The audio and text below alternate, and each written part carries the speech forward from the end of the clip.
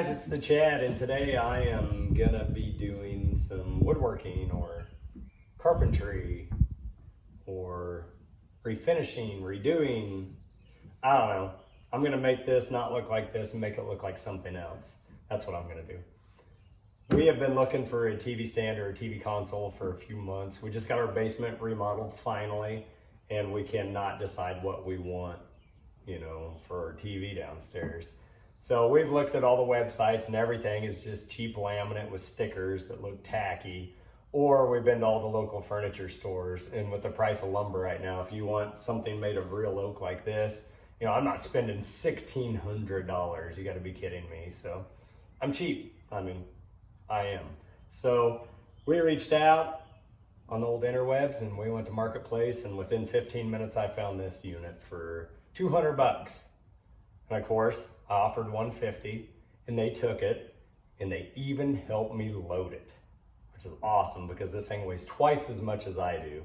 So I've got it home. It was all whitewashed. I'll show you the before picture. And now I've got all the handles, got everything off of it. I'm gonna show you guys how I fill some of these extra handles that they've had drilled out instead of using wood filler. And I'm gonna paint it. I know, an oak piece. Can't believe you're gonna paint it, but yeah, we're painting it because that's the theme that we're going for. But I'll show you the chalk paint recipe that we use. As long as you have a good scratch coat on whatever surface you have, this stuff will stick. It's pretty awesome. We're gonna be putting a receiver and a DVD player, some things down here on the bottom, so I'm gonna do the old delete. Then I have that open spot there. I'll build some shelving in here and it'll look pretty awesome. Got me some nice pull handles from Amazon to put on here, so it'll be pretty good. Or it won't. Stick around. Hey guys, we're back, and you can see now I've got my shelves built, so this is all done, ready for paint. So now we got to move on to our drawers. Like I said, when we bought these, they had different types of handles on it, the top row, and what we're choosing to use is the 4.5 inch on center screw holes. The bottom drawers we had, they were originally 4.5, and then somebody's gone through and re-drilled them and put 3 3/4 in. Like I said, we're gonna use the 4.5 inch, so I need to fill these back up. Instead of going and buying wood putty, Bondo, whatever we might have to spend extra money on, we just finished the house remodel, so I've got a ton of drywall mud left. So it's pretty easy. It's gonna take me 2 coats, but all I'm taking is just my drywall mud, going through and filling my hole over. It's not a real hard task, we'll have this all done in less than 2 minutes. Even if I go through and cover the hole that I'm wanting to keep, it's no big deal, just let it dry out and run your original screw back through there, or I can go through here in a second and just run that right through the wet drywall mud to clear that hole out. Again, it's fast, doesn't take any time at all. If you make a little bit of a mess, it's just a little bit of 220 grit sandpaper. We'll take it right off. Tomorrow, once this dries overnight, I'll just go through and do a second coat tomorrow because it will shrink a little bit. But again, stuff I had laying around the house, didn't cost me anything. So stay tuned, we'll see you the next step. So now I've got all the drawers out. We're ready for paint, but I probably should address the question that many of you might have is, do I need to apply primer to the piece before I use the chalk paint? And the answer, maybe. It just depends how you want this piece to look when it's finished. If you're going for that distressed look where you can see the wood exposing through the paint, then no, I wouldn't use any primer, because when you go through to sand the edges or the corners to expose that wood, you don't want to see white primer coming through either. But if you just want a nice painted look with a good durable finish, then yeah, it doesn't hurt to use an oil-based primer. I generally use Zinsser Cover Stain. Now, it is oil-based, so it stinks terribly. So be careful if you are using this in your house. You definitely need some good ventilation. But I like it because it covers generally in one coat and it sands nicely. If I have runs or drips or anything, I can just take a little sandpaper, knock the edges off, and then I'm ready for my chalk paint. That gives me that nice durable finish that I'm looking for. Again, if you buy a piece, sand it down to bare wood, and you don't prime it, you do run the risk that wood is gonna bleed through or the knots. That's not a big deal if you're going for the distressed look, because you're already wanting that wood grain to expose or you're sanding the edges off. But if you do want that painted look, a good coat of oil base prior to your 2 coats of chalk paint is not a bad idea. Either way, you're gonna finish it with the top coat of poly or a wax to make it more durable, but you don't want 6 days or 6 years from now to find that wood is bleeding through your painted piece and you have to start from scratch. Well, this is it. The moment you've all been waiting for. The secret recipe to the Chad chalk paint. So let's get started. First thing you're gonna need is 1.5 cups of very loud green paint that your wife picked out. Second, 1/2 cup of plaster Paris, 1/2 cup of hot water, some type of mixing container, a drill with a paddle.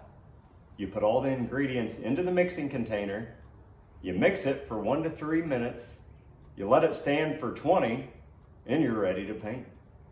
That's it. Nothing more. I know, pretty anticlimactic, but it works, and it works really well. So before we can start painting, we do need to mix up the chalk paint. First off, I start off with 1/2 cup of the plaster Paris, pour it into my mixing container. Get in there.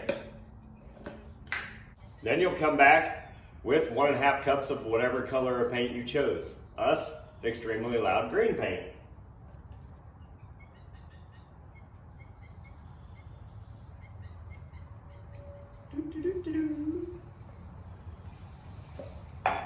Then you'll add 1/2 cup of hot or warm water.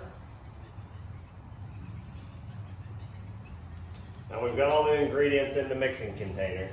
If you have a drill that has a paddle that you could stir or mix it, we'd run this for 1 to 3 minutes. If you don't, you could just use a stir stick. If you do use this, you're gonna have to mix it probably a little bit longer.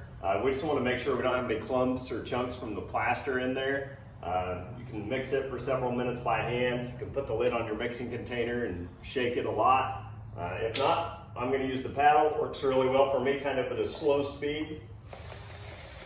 Try not to get it all over you like I just did.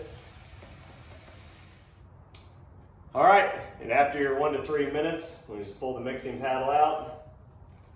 You can rinse it all off. Now we'll let this chalk paint settle for about 20 minutes at least. It doesn't matter if it's over that, if you don't use it till tomorrow or next week. But each time you go to use it, I would shake up your mixing container just to agitate it a little bit to make sure you don't have any clumps from the plaster.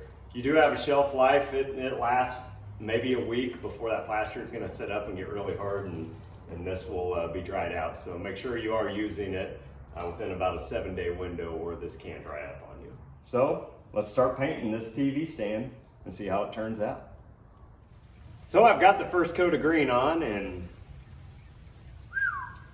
it is really green. I mean, it's green. So it's still wet. We'll let it dry. It'll probably darken up a little bit, and then I can put coat number 2 on. So hopefully it gets a little bit darker once that happens. I'm sure it'll turn out just the way that we had imagined, or it won't. But it is. I mean, gadzooks, that is green.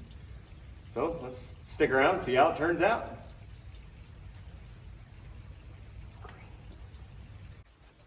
So with a little dry time, this got substantially darker. I mean, it's wild how dark that got.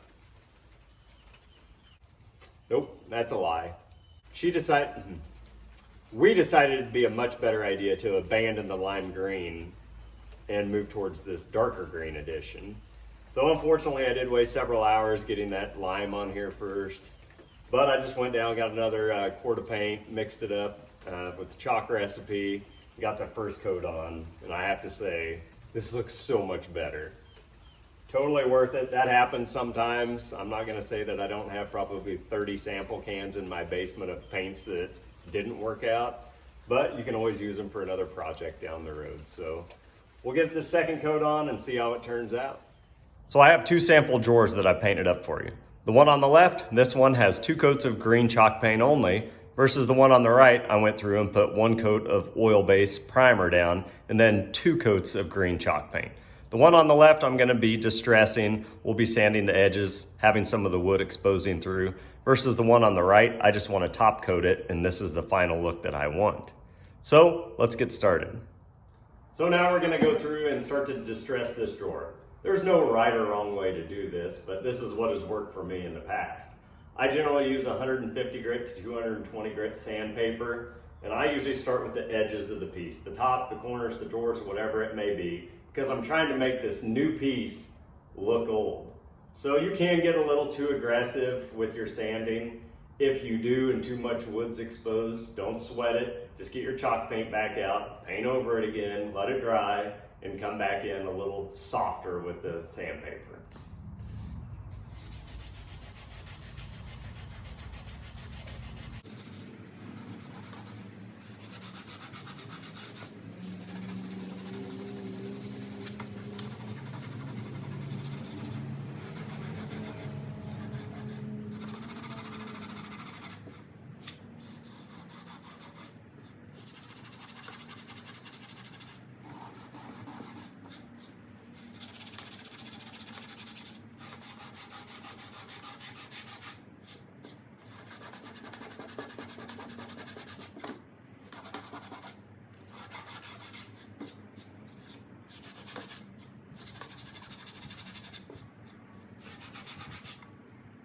So now I've finished up distressing the left drawer.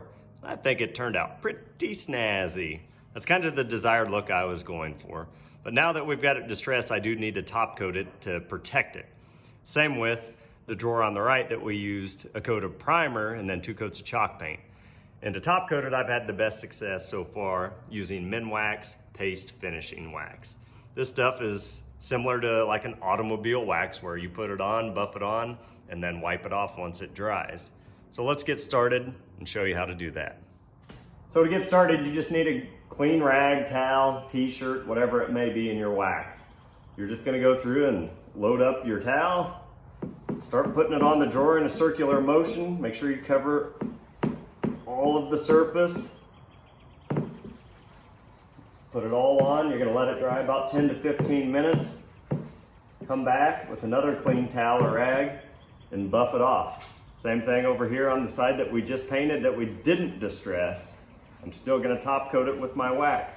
If you guys are interested in this Minwax, I'll put a link down into the description below. I've had pretty good luck. This is probably the 20 or 30th piece that I've used. This wax goes a long ways too. But no different, just let this dry out for about 10 to 15 minutes and we'll buff it off and then we can move on to coat 2.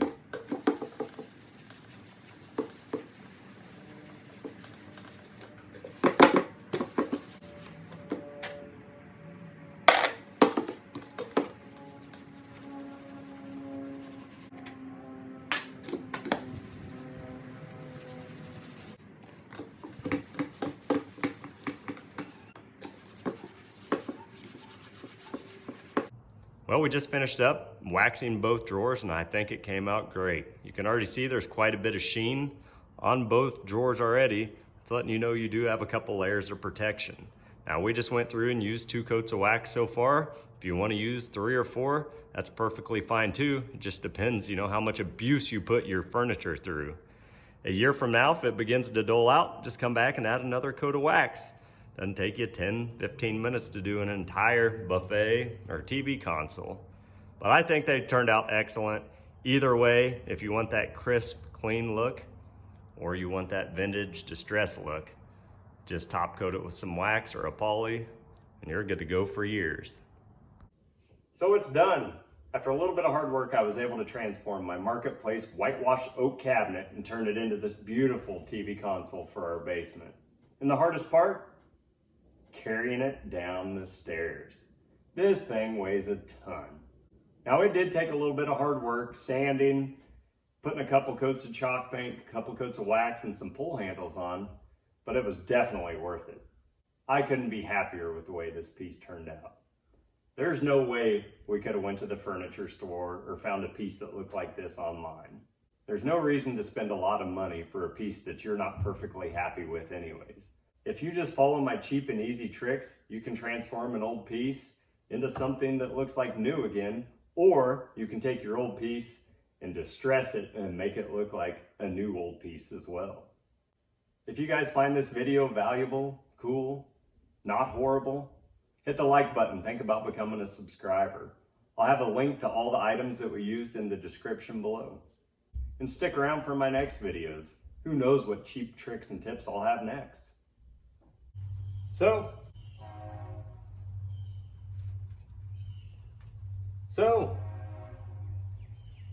not sure if you see any differences here, but it's a completely different color of paint because we decided this isn't what we wanted it to look like. Come on, Trey.